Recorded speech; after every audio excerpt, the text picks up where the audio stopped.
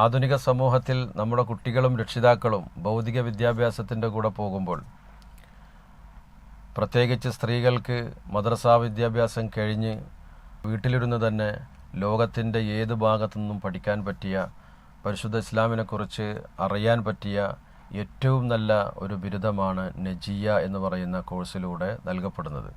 അതിലൂടെ ഉമ്മമാർക്ക് പണ്ഡിതകളായി മാറാൻ കഴിയും. അവർക്ക് പരിശുദ്ധ ഖുർആൻ പാരായണം ചെയ്യാനും അതുപോലെ തന്നെ ജീവിതത്തിൽ അത്യാവശ്യമായിട്ടുള്ള കർമ്മശാസ്ത്രങ്ങൾ കറക്റ്റായി ആഴത്തിൽ തന്നെ പഠിച്ചുകൊണ്ട് അവരുടെ ജീവിതത്തിൽ പകർത്താനും അതുപോലെ തന്നെ അവരുടെ മക്കൾക്ക് പഠിപ്പിച്ചു കൊടുക്കാനും കഴിയുന്നു.